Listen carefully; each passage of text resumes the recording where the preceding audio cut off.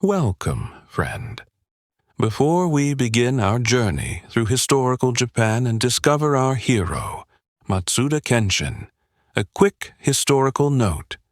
While Matsuda Kenshin is a fictional character, the details of his world, the fortress of Ueda, the customs, the daily rhythms of samurai life in early Edo period Japan, are based on historical records.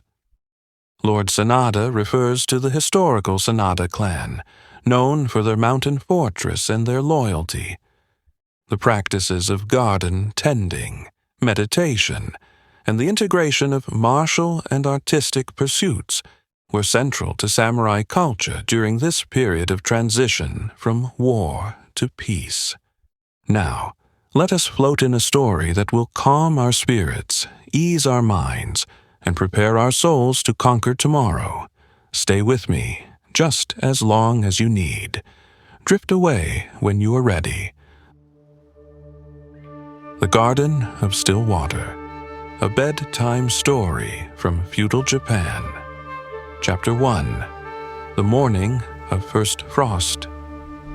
In the autumn of the year 1604, when the Great Wars had finally ceased, and the land of Japan began to remember the rhythms of peace, there lived a samurai named Matsuda Kenshin in the province of Shinano, in the shadow of the northern mountains.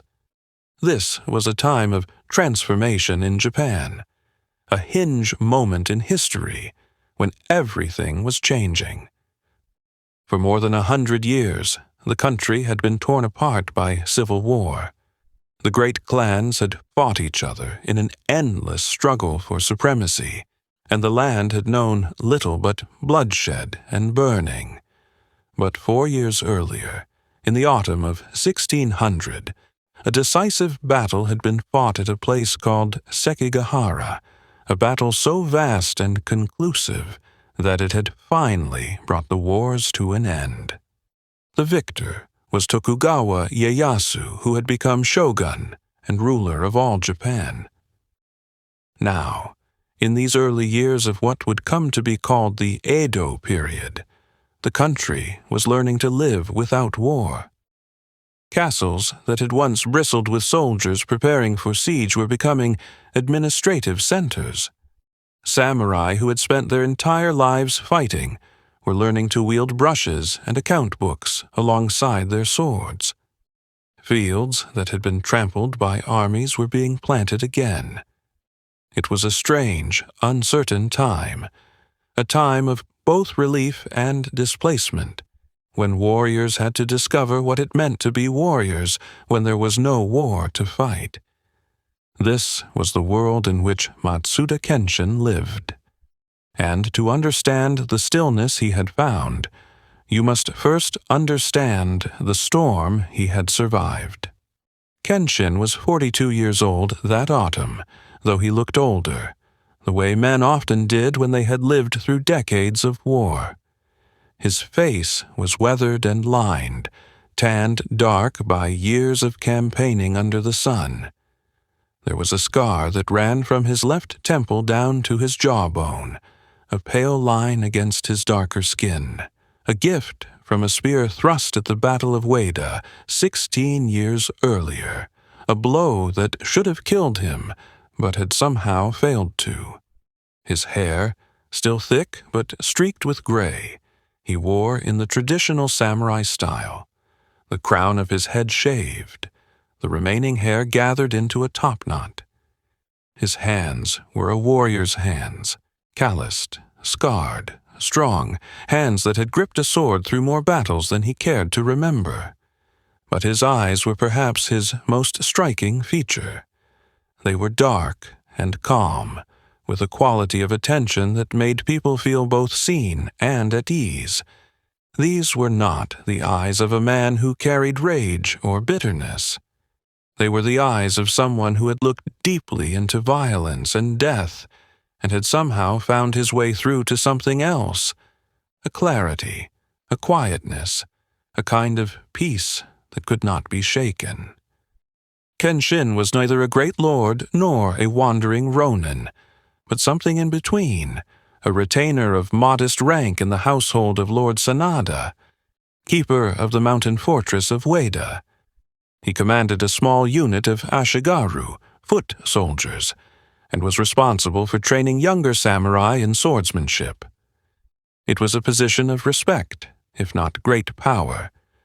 But in his younger days, Kenshin had been something more fearsome.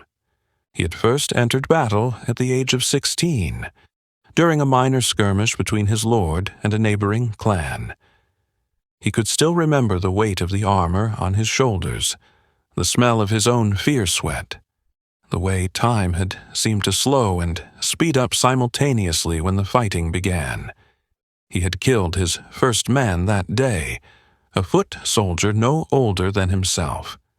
The memory of it still visited him sometimes in the hour before dawn. After that first battle, there had been many others. He had fought in the mountains and on the plains, in winter snow and summer heat. He had participated in the great siege of Odawara, where 80,000 warriors had surrounded the castle and starved it into submission. He had been at the Battle of Sekigahara itself, that terrible, decisive clash where nearly 200,000 men had met on a single field, and by the end of the day 40,000 were dead or dying. At Sekigahara, Kenshin had fought in the army of Lord Sanada Masayuki, whose fortress of Ueda was famous for its impregnability. They had been on the losing side that day, allied with the Western forces against Tokugawa, and when the battle was lost, Kenshin had been certain he would die. But Lord Sanada, through cunning and diplomacy, had managed to negotiate peace, and his retainers, including Kenshin, had been spared. As a warrior, Kenshin had been known for 3 things. First, his speed. He was not the strongest samurai, nor the tallest, but he was quicksilver fast with a blade. His sword teacher had called him the autumn wind. You couldn't see it coming, but you felt it cut. Second, his composure. Even in the chaos of battle, even when blood was flying and men were screaming, Kenshin maintained a stillness at his center. He did not fight with rage or passion, but with a kind of cold clarity that made him dangerous. And third, his mercy. Whenever possible, he took prisoners rather than killing defeated enemies. He did not participate in the massacres that sometimes followed battles. This had earned him the respect of some and the disdain of others who thought him soft. But Kenshin had seen enough death to know that adding more to the world did not make him stronger. It only made the world darker. By the time the wars ended, Kenshin had killed 23 men in battle. He knew the number exactly. Each one had a face, a story, a moment. He did not carry these memories as a badge of honor. He carried them as a weight, a responsibility, a reminder. When peace came, when the wars finally, truly ended, Kenshin had felt something he had not expected. Not relief exactly, though there was certainly that, but also a kind of emptiness, a loss of purpose. He had trained his entire life to be a warrior. What did it mean to be a warrior when there was no war? Many samurai struggled with this question in those years. Some became administrators. Some became monks. Some became ronin, masterless samurai who wandered the roads looking for employment or trouble. And some, unable to adapt to peace, simply faded, like swords that were no longer polished. Kenshin had found his answer in an unexpected place, a garden. It had begun almost by accident. 7 years after Sekigahara, when he had been at Ueda Fortress for a decade, he had been walking the grounds one evening and had noticed a neglected space by the eastern wall, a patch of weeds and broken stones that no one seemed to care about. Something about it had called to him. Perhaps the neglect reminded him of something in himself that needed tending. He had begun clearing the space, just as something to do with his hands. Then he had started arranging stones, then planting. And slowly, over months and years, the garden had taken shape. And as the garden had grown, something in Kenshin had also grown, or perhaps returned. A capacity for attention, for care, for finding meaning in small, quiet things. He discovered that the principles of swordsmanship, presence, precision, economy of movement, respect for tools, applied equally to gardening. The same mind that had kept him alive in battle could be used to choose the perfect stone, to know exactly where to place it, to understand the flow of water and wind through a space. And more than that, he discovered that working in the garden each morning, tending it with care and attention, somehow helped him tend to the memories he carried. The faces of the 23 men he had killed did not disappear. They would never disappear. But they became less heavy, less haunting. The garden became a place where he could be still with those memories, could honor them without being destroyed by them. This was the transformation that peace had worked in Matsuda Kenshin. He was still a warrior. His skills had not diminished. His readiness had not faded. But he had become something else as well. A tender of gardens, a keeper of stillness, a man who had found a way to live with what he had done and who he had been. Let me tell you about one particular morning in Kenshin's life, for it was a morning like many others, and yet like no other at all. The sky before dawn was the color of iron, that deep, lustrous gray that speaks of winter's approach.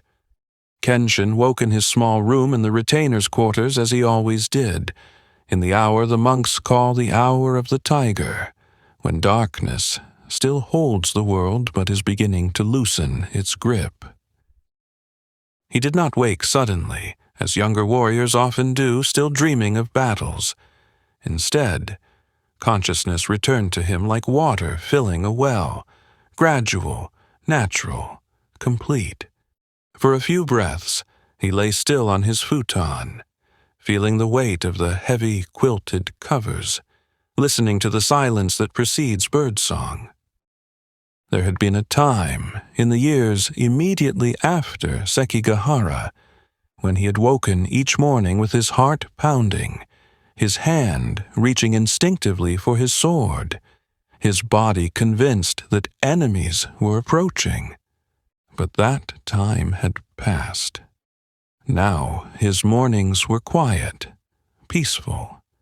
This, too, was a victory, though one that no one would write songs about. Through the shoji screen, made of rice paper stretched across a wooden lattice, he could sense rather than see the quality of the darkness outside. First frost, he thought. He had learned to read such things, the particular stillness in the air, the way sounds seemed to carry differently when moisture had crystallized on every surface. These were the same skills he had used as a warrior to predict weather during campaigns, to know when fog would cover a night attack, when rain would make armor too heavy for quick movement. The skills remained, only their purpose had changed. Kenshin rose slowly, folding back his covers with the same attention he brought to everything he did. His room was small, only 6 tatami mats in size, but it was arranged with perfect care. On one wall hung a scroll painting of a crane, standing in shallow water, a gift from a fellow samurai named Takeda Jun, who had died at Sekigahara 20 years ago, cut down in the first hour of fighting. Kenshin had carried Jun's body from the field himself and had written to Jun's widow, though he did not know if the letter had ever arrived. On another wall rested his swords, his katana and wakizashi, the long and short swords that marked him as a warrior of the samurai class. Their black, lacquered scabbards gleamed softly, even in the pre-dawn dimness. The katana had been made by a famous swordsmith in Kyoto, and had been a gift from his father when Kenshin had come of age.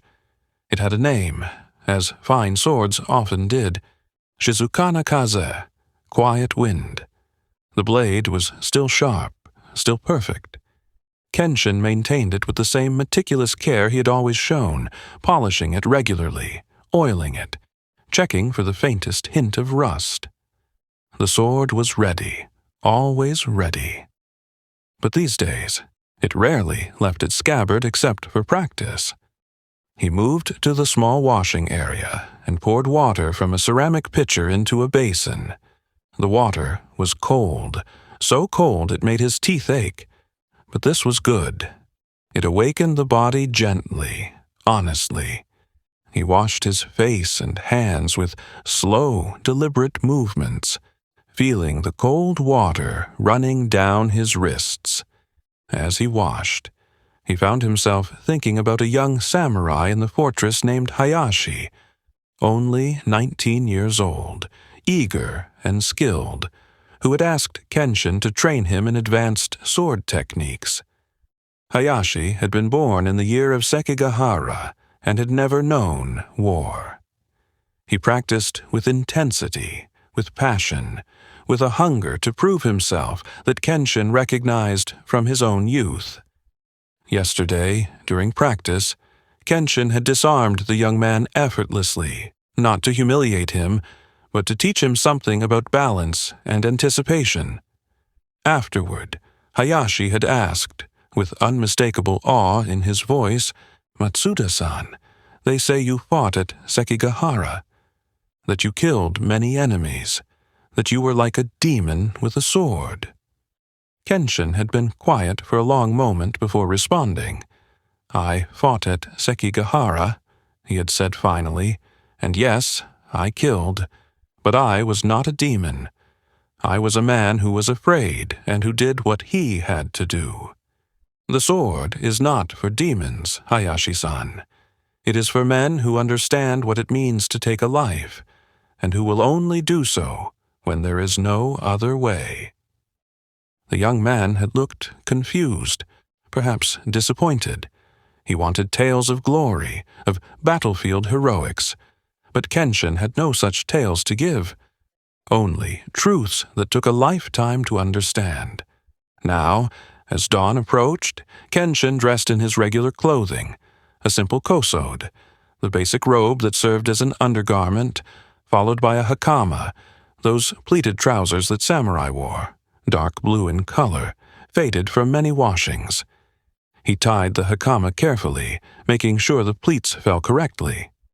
There were 7 pleats, 5 in front, 2 in back, and each one had a meaning. The 5 in front represented the 5 virtues: benevolence, courtesy, righteousness, wisdom, and fidelity. The 2 in back represented the 2 ways of living: the warrior's way in times of war, and the scholar's way in times of peace. These days, Kenshin thought as he tied the cords, we are learning to walk the second path. It is harder than the first.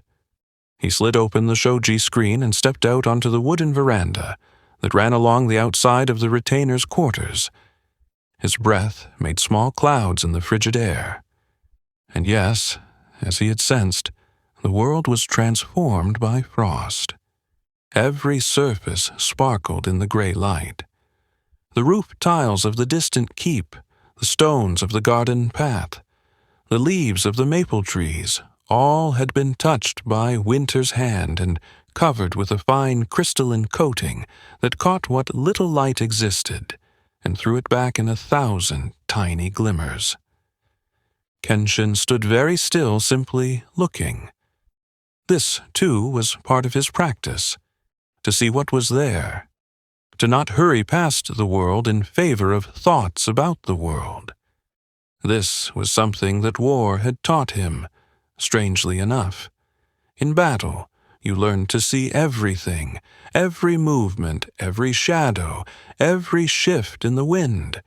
Your life depended on it. But after the wars, Kenshin had discovered that this quality of attention could be turned toward beauty as well as danger. The same eyes that had once watched for enemies could watch the frost forming on a leaf. The same awareness that had kept him alive in battle could help him fully alive in peace. A crow called once from somewhere in the fortress compound. The sound was sharp and clear, traveling perfectly through the cold air. Another crow answered. He breathed deeply, filling his lungs with the cold, and then released the breath slowly, watching it fog and disperse. 3 more breaths like this, and then he stepped down from the veranda and into his straw sandals, which were waiting where he had left them the evening before. The garden he tended was not far from the retainers' quarters, just past the archery yard, next to the eastern wall of the fortress.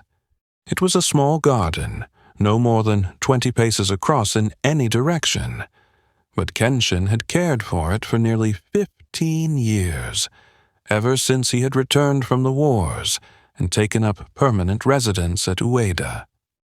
The path to the garden led between wooden buildings with their distinctive curved roofs, under a gate shaped like a torii, and finally through a bamboo fence. Kenshin's footsteps made soft, crunching sounds on the frost-covered stones. He could feel the cold through his sandals, but it was not unpleasant. The cold was honest. It made no promises it could not keep. When he reached the garden gate, he paused, as he always did. There was a small stone basin there, a tsukubai used for ritual washing before entering a tea house. Though this garden had no tea house, Kenshin used the basin each morning, scooping water with a bamboo ladle and rinsing his hands. The gesture was about purification, yes, but it was also about transition. When he passed through this gate, he was passing from one kind of space into another.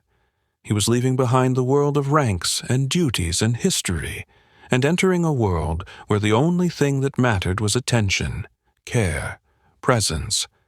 This, too, he thought, is a kind of peace treaty. Not between clans, but between who I was and who I am becoming. The garden revealed itself slowly in the growing light.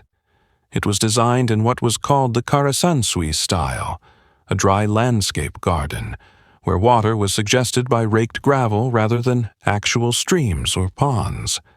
But Kenshin's garden was not entirely dry. It incorporated elements of other styles as well, for he had never believed that beauty must follow rigid rules. At the center of the garden stood a stone lantern, its top covered now with frost that gave it the appearance of having been dusted with rice flour.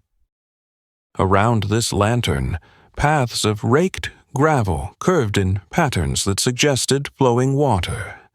Larger stones, carefully selected from the mountains for their shape and character, rose from this water like islands, some tall and craggy, others smooth and rounded. But it was the living things in the garden that Kenshin loved most. A small red pine, trained over many years to grow in the elegant, wind-swept shape that suggested both strength and grace. A cluster of bamboo in one corner, their straight stalks speaking of integrity and resilience, reminding him of the pike formations he had once fought beside, soldiers standing together, unbreakable. And in another corner, his greatest pride, a maple tree that in autumn turned a red so vivid it seemed to generate its own light.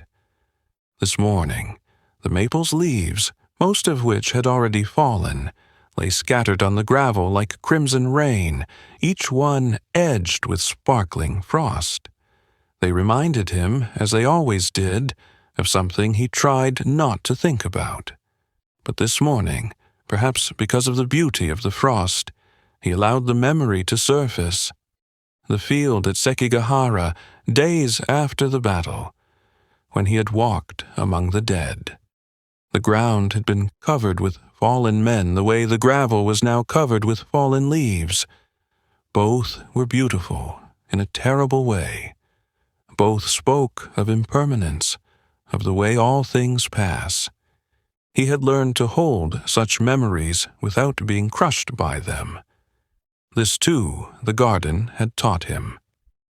Kenshin entered the garden and walked slowly to his small tool shed, a simple structure of wood and thatch that held his rake, his pruning shears, his watering vessels. He selected the rake, a tool of bamboo and wood that had shaped itself to his hands over years of use. Then he began the morning's work. Raking the gravel in a Japanese garden is a form of meditation, though Kenshin had never thought of it in such formal terms. He simply knew that when he drew the rake through the gravel in long, flowing lines, something in his mind grew quiet and clear. He started at one edge of the garden and worked slowly, methodically. The tines of the rake left parallel lines in their wake, lines that rippled and curved like water flowing around the stones. Where the gravel met a larger rock, Kenshin would rake in concentric circles, creating the pattern of ripples spreading outward, the way they do when a fish breaks the surface of a pond. The work required attention, but not effort. His body knew what to do. His hands held the rake at just the right angle, the same way they knew how to hold a sword, with firmness but without tension. His feet knew where to step, the same balance, the same rootedness he had learned in sword practice.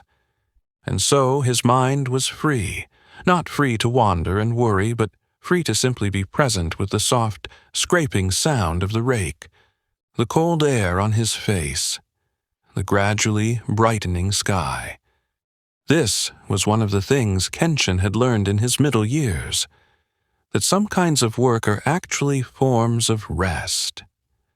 He thought about the young warriors in the compound, the ones in their 20s still full of fire, still practicing their sword forms with intensity that bordered on anger.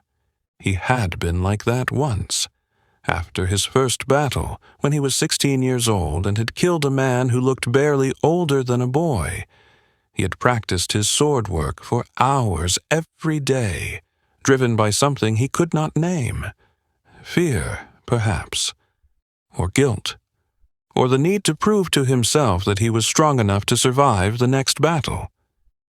Now, at 42, his sword practice was different, shorter, more refined, more about precision than power. He practiced for 30 minutes each afternoon, performing the traditional kata, the formal patterns of movement, with perfect attention. But he did not practice with desperation anymore. He practiced with something closer to gratitude. Gratitude that his body still moved well, that his mind was still sharp, that he was alive to practice at all. And he had discovered that the same principles that applied to the sword also applied to raking gravel, to arranging stones, to preparing tea, to walking down a path. Everything, when done with full attention, became a way of understanding. As the light grew stronger, the frost began to release its hold on the world. From the leaves of the maple tree, tiny droplets of water began to fall, making small dark spots in the gravel that Kenshin would rake smooth again later. The sound of these drops falling was like a very quiet, very irregular drum, a rhythm that had no pattern, and yet was somehow perfect. Kenshin completed the raking and stood for a moment, leaning on his rake, surveying his work. The lines in the gravel flowed smoothly around the stones and the pine tree. Near the base of the bamboo he had created a more turbulent pattern, with lines that swirled and eddied, suggesting the complexity of water moving in different directions. It was good, not perfect. Perfection in a garden was neither possible nor desirable, but good. Tomorrow, the wind would disturb these lines, leaves would fall, and he would rake them again. This was the nature of the work. It was never finished, and that was its beauty. And this, Kenshin thought, was so different from war. In war, you sought the decisive battle, the final victory, the end of things. But in the garden, in life, there was no final victory. There was only the daily practice of attention, the daily choice to tend what needed tending. This was harder than fighting in some ways, but it was also more real. Now came the part of the morning that Kenshin treasured most, simply sitting in the garden as dawn arrived fully. There was a viewing stone, a flat-topped boulder near the maple tree, where he had sat countless times over the years. He moved to it now, and settled himself in seiza position, kneeling with his legs folded beneath him, his back straight, his hands resting lightly on his thighs. It was the same posture he had learned as a young samurai, the formal sitting position used for ceremonies and meetings with lords. But here, in the garden, it served a different purpose. It was not about showing respect to a superior. It was about showing respect to the morning, to the garden, to the simple fact of being alive. From here he could see the whole garden, and beyond it, through a gap in the bamboo fence, a slice of the mountains to the east. The peaks were white with the season's first snow, glowing now with a soft pink light, as the sun, still hidden below the horizon, began to paint the sky. Those mountains had seen so much, Kenshin thought. They had seen the armies marching, the castles burning, the fields running red. They had seen the peace that followed, and they remained unchanged, eternal, bearing witness to human folly and human wisdom, with the same impartial stillness.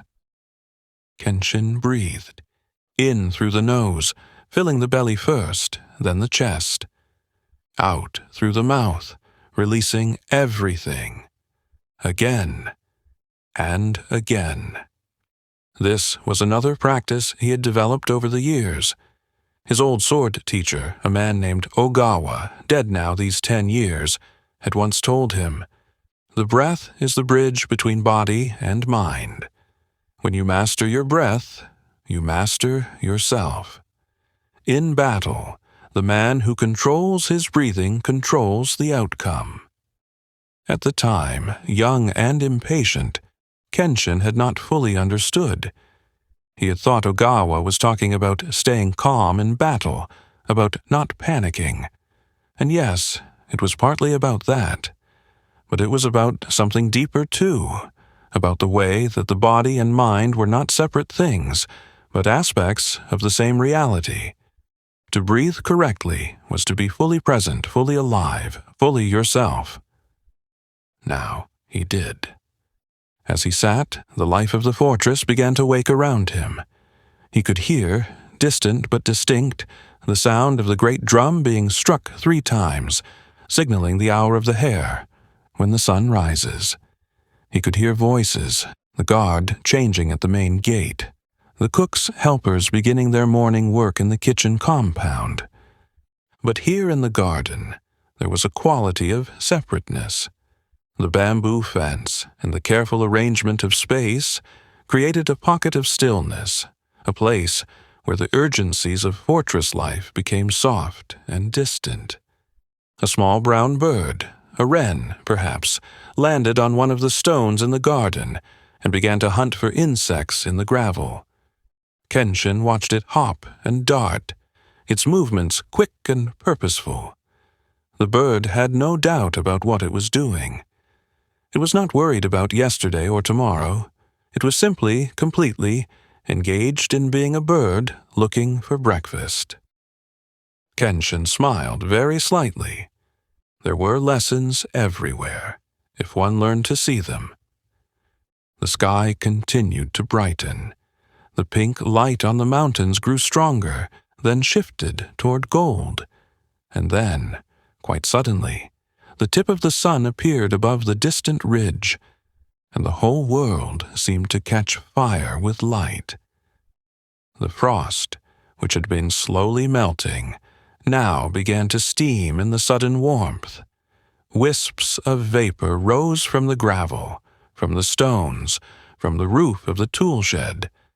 The garden looked for a few moments as if it were being born from mist, emerging from some other realm into the solid world of day. Kenshin sat very still and watched this transformation.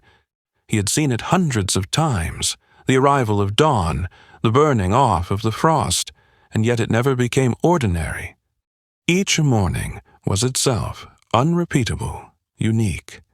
This, he thought, was one of the great secrets that age had taught him, that the extraordinary was hidden inside the ordinary, waiting to be noticed. In his youth, he had sought extraordinary things, glory in battle, fame, the respect of his peers. And he had found some of those things. But they had not brought him peace.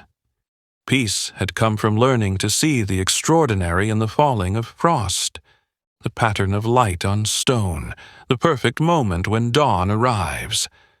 This was what the wars could not teach him. This was what only time and attention could reveal. After a time, he could not have said how long, for he did not measure such moments by the clock, Kenshin rose from the viewing stone. His legs were stiff from kneeling, and he stamped his feet lightly to restore circulation, smiling at the way his body reminded him he was no longer 20. Then he bowed once to the garden, a gesture of respect and gratitude. Thank you, he thought, though he was not sure what or whom he was thanking. The garden, the morning, the 23 men whose deaths had somehow, mysteriously, led him to this place of tending life rather than taking it? All of these, perhaps, or none of them. It did not matter. The important thing was gratitude itself, not the object of gratitude, but the capacity to feel it, to be present enough to recognize that each moment was a gift. He left the garden by its gate, pausing to bow once more as he passed through. The fortress compound was fully awake now. Servants hurried along the paths carrying buckets of water and bundles of firewood. From the practice yard came the sharp crack of wooden swords, striking each other as the younger samurai ran through their morning drills, young men like Hayashi, hungry and eager, preparing for wars that might never come. Kenshin sent them a silent blessing. May you never need to use those skills in earnest. And if you must, may you survive it with your humanity intact. Somewhere a horse whinnied. The smell of rice cooking drifted from the direction of the kitchens. Life, ordinary and precious, continued. Kenshin made his way back to his quarters, where he would prepare his morning meal, rice and miso soup and pickled vegetables, simple and nourishing. After that, he would attend to his duties for Lord Sanada. Today, he knew, there would be a meeting of the senior retainers to discuss tax collection from the surrounding villages. Important work, but not urgent, not dramatic. The work of peace, the work of maintaining a society so that people could plant their fields and raise their children without fear. It was not the kind of work that songs were written about, but it was good work nonetheless. But before all of that, before he stepped fully back into the life of the fortress, Kenshin paused once more on the veranda outside his room. He turned and looked back in the direction of the garden, though he could not see it from here.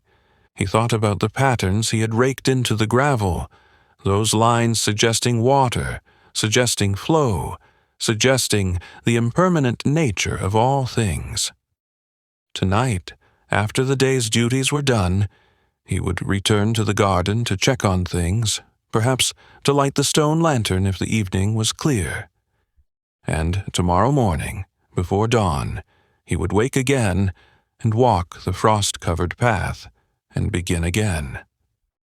This was his life now, not a life of great battles and dramatic moments, though he had known those in his youth, and they had shaped him in ways both terrible and necessary, but a life of attention, of care, of finding depth in simple things, a life of tending what needed tending, both in the garden and in himself.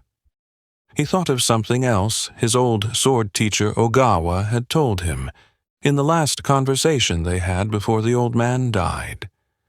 They had been sitting together in the evening, drinking tea, and Kenshin, recently returned from Sekigahara, haunted by what he had seen and done, had asked about the meaning of the warrior's way now that the wars were over. Ogawa had been quiet for a long time, looking into his tea bowl. Then he had said, "Kenshin-san, I will tell you something I learned too late in my life. The sword teaches us to be ready for anything. But the deeper lesson is this, to be fully present for everything. The great battle and the falling leaf. The charge of an enemy army and the sound of rain on a roof. The moment when you take a life and the moment when you tend a garden. All of it matters. All of it is the way. The warrior who understands this cannot be defeated because he is not fighting against life. He is living it, completely, in every moment. Kenshin understood that better now, standing on his veranda in the strengthening light of morning, than he had understood it then. All of it matters. All of it is the way. The battles he had survived, the men he had killed, the scars on his body and soul. All of it had brought him here, to this morning, to this frost, to this garden. He could not undo his past, but he could tend his present. He could choose each day to cultivate beauty and attention and care. This was his practice now. This was how a warrior lived in peacetime. A bell began to ring from the direction of the fortress shrine, a clear, singing tone that floated through the cold morning air. It was time to begin the day's formal duties.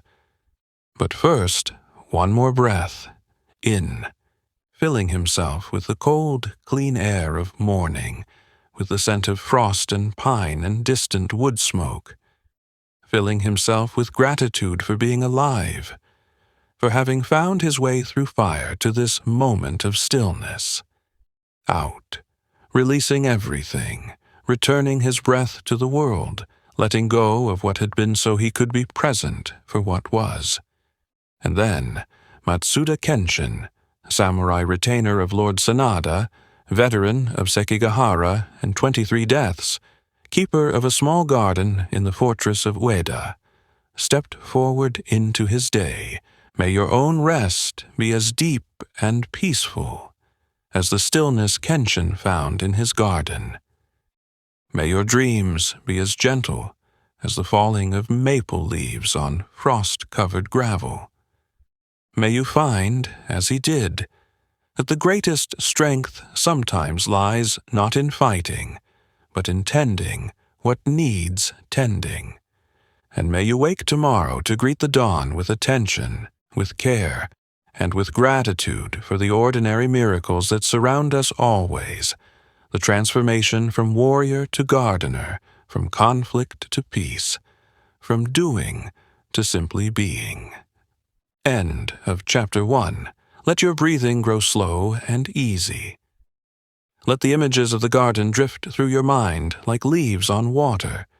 Think of Kenshin, scarred, experienced, transformed, finding his peace in the simple act of raking gravel, of watching the frost melt, of being present for the sunrise. There is no hurry. There is nowhere else to be. Simply rest now, as Kenshin rested in his garden, present and at peace. Historical note: while Matsuda Kenshin is a fictional character, the details of his world are drawn from historical sources. The Battle of Sekigahara, 1600, was indeed the decisive conflict that ended Japan's Sengoku period of civil war, with approximately 160,000 to 200,000 warriors participating. The Sanada clan and their fortress at Ueda are historical, known for their strategic importance and for defying larger forces.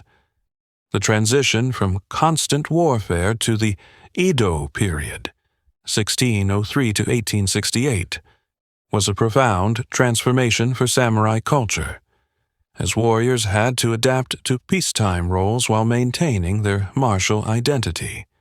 The practices of garden tending, tea ceremony, and the integration of artistic and martial pursuits became central to how samurai navigated this new era.